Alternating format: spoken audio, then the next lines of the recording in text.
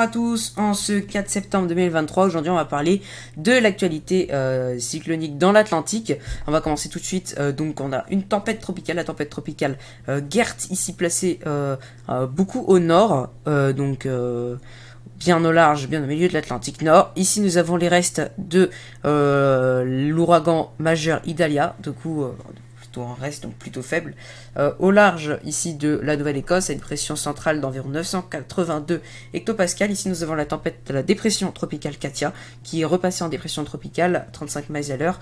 Et juste ici nous avons une zone de formation à 70% de chance de formation dans les 48 prochaines heures et 90 dans les 7 prochains jours, qui devrait prendre la direction de l'Est. On va en parler un petit peu plus tard. Et juste ici nous avons les restes de Franklin, et juste ici les restes, enfin non pas les restes, une petite goutte froide qui pourrait donner une petite tempête subtropicale dans les prochains jours avec l'arrivée de Franklin. Donc on est parti.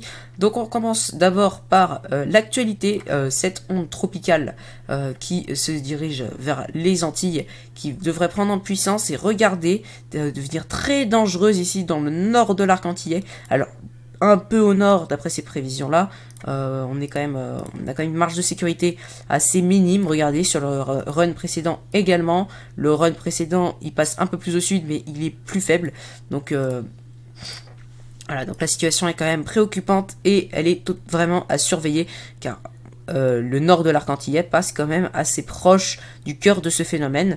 Normalement le cœur de ce phénomène devrait avoir à peu près la même trajectoire que Teddy, sauf sur la fin. Voilà, donc normalement il devrait passer un peu au nord comme Teddy à l'époque, donc en 2020 de mémoire. Juste ici nous avons Franklin qui va redescendre au sud et va s'isoler ici au large du Portugal. Alors c'est pas exclu justement qu'il se reforme un petit peu, qu'il a une tempête subtropicale au large du Portugal. Et justement c'est à cause de ce phénomène que les températures vont remonter encore plus longtemps sur l'Europe de l'Ouest. C'est un phénomène de pompe à chaleur avec un flux de sud bien organisé sur l'Europe, on le verra un peu après. Et voilà, donc par la suite on attend une légère accalmie, du moins avec les ondes tropicales. On voit qu'il y a quand même pas mal de précipitations, mais vous voyez c'est quand même une accalmie, à part ici une petite onde tropicale qui devrait pas donner grand chose. Donc finalement ça y est, l'accalmie pourrait revenir, c'est pas sûr du tout, mais ça pourrait revenir. Alors, est-ce que... Ouais, je vais quand même vous montrer le run. Alors, je sais pas si c'est celui-là. Non, c'est pas celui-là. Il y avait un run. Donc, c'est ce phénomène qui a totalement disparu des cartes. Regardez, on voit quand même encore le phénomène ici qui frappe le nord de l'arc antillais. Mais regardez ce phénomène qui a totalement disparu des modèles, qui avait quand même une trajectoire atypique, un peu à la Lorenzo, qui allait s'isoler au large du Portugal. Alors ça, c'était une mauvaise nouvelle pour la France, parce que ça rapporte encore une fois un temps très chaud. Mais voilà, donc cette hypothèse, je tiens à préciser, c'était il y a 24 heures seulement, mais cette hypothèse est écartée. Le phénomène sera bien formé, il est ici, voilà, ça reste écarté pour l'instant, mais je reviendrai au cas où ça se concrétise ou ça change. Alors on va vite fait quand même partir du côté de l'Europe pour nos amis européens, pour tout le monde, pour les Français. Et donc du coup, cette anomalie chaude, très chaude, c'est du côté de l'Europe, du coup boostée par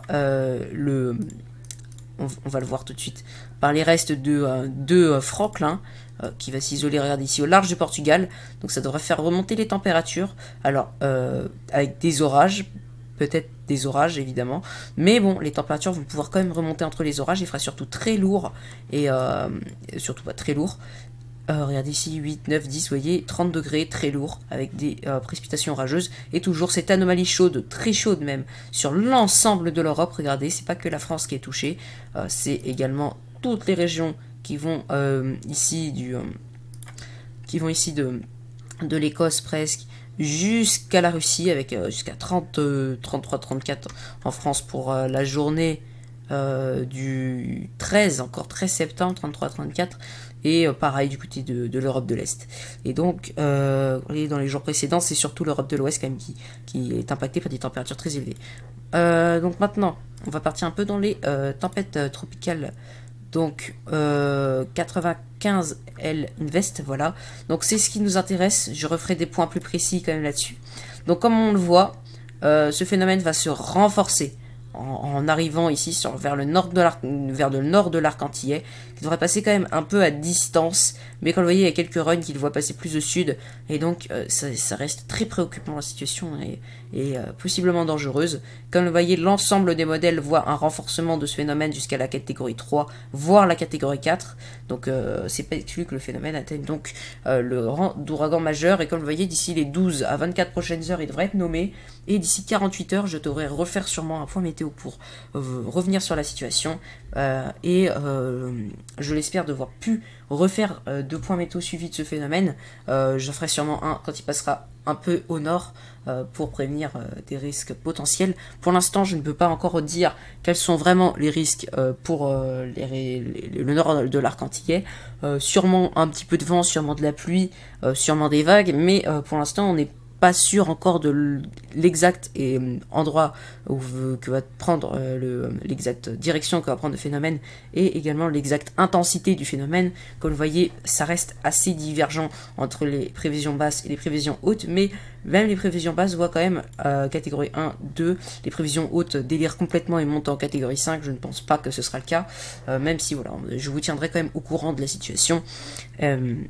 Et comme vous voyez, voilà, les modèles, on voit quand même la situation passer un peu au nord, et donc évidemment à distance suffisante, peut-être du nord de l'arc antillais, suffisante, mais un petit peu quand même un peu trop proche pour être tranquille.